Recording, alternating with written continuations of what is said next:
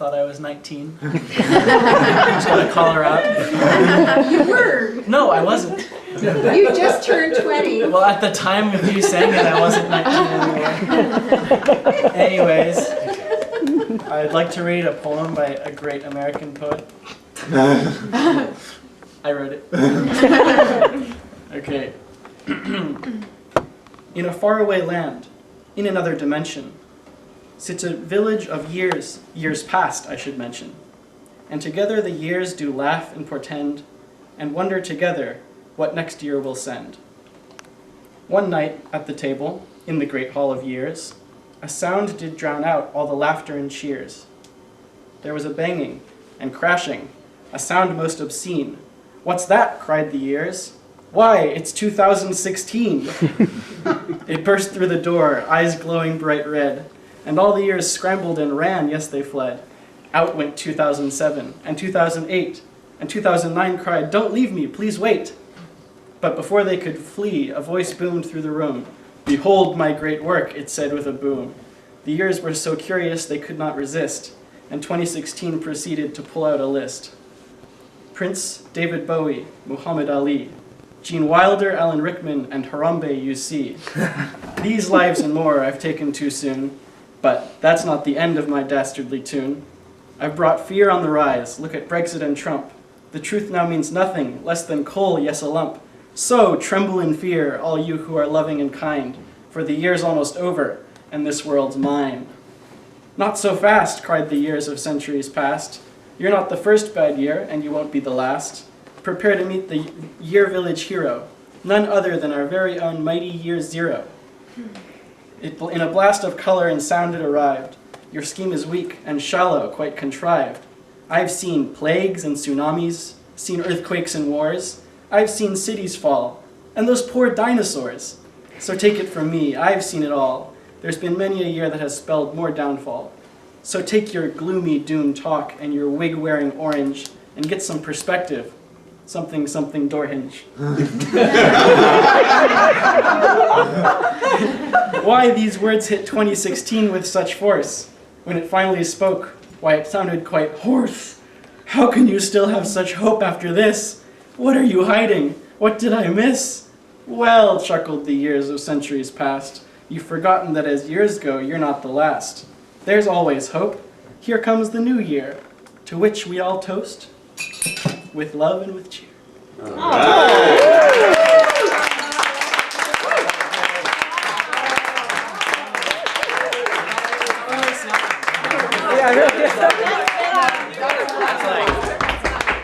right. Crickets for you. Yeah. Yeah, I'm sorry. Vivian, when you sent out the notice that we canceled soccer, he did that instead. Oh, that's worth of canceling soccer. That's great. Like a 2-hour period? Wow, well done. Mario, that was awesome. So sorry, Kathy, I'm going to put you off. She has nothing on you, This is mean. That is mean to follow that. But sorry, Kathy, you're on. I'm really not ready to follow that, but I am Kathy, and I am 29. And the year 2016 has been, as Derek and Brendan said, probably the hardest year of my life, losing my sister, who is my best friend. But in that, I found that I really am the luckiest person. I mean, having family and friends, but really in a partner, you realize just how lucky you are when you choose your partner and your soulmate, and you realize how fortunate you are when times get tough. And I couldn't ask for a better partner and a better family, and I feel like my sister's here smiling down on us, as is Audrey's brother, I'm sure. And so while the year has been very difficult, it has been one of joy too. And that's, I think, if I had something to think about moving forward through the year, what kept me going was realizing that we can, look back and be sad that they aren't here, and that, mourn for the time that we had and we don't have. But that's not what our people that we've lost would want. They would want us to smile and move forward and live the life that they want us to have. And so with that, I think the future is wonderful, and I feel blessed that we have the experiences that we had together and with others that we've lost. So that is my thought for the year.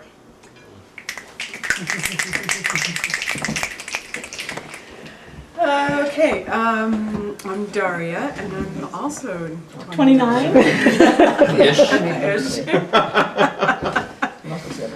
And one of the things that's been in my mind recently is how fast we've traveled this year, how far we've traveled this year.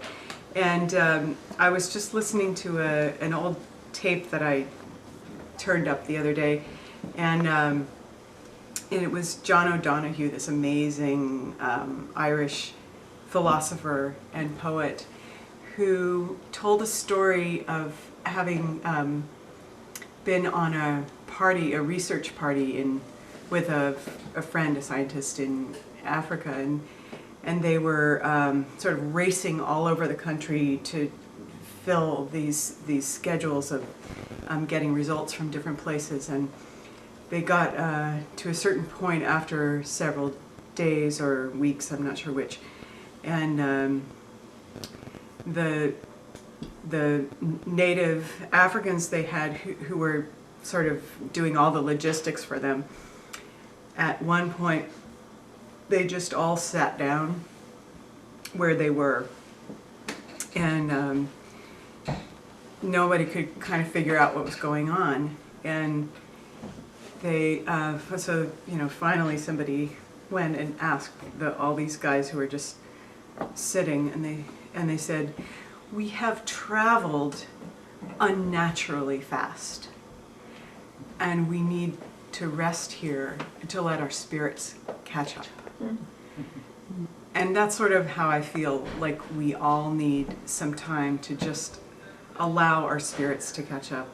I certainly do, with all the racing around I've been doing this month, playing here, there, and everywhere. It's a time to pop.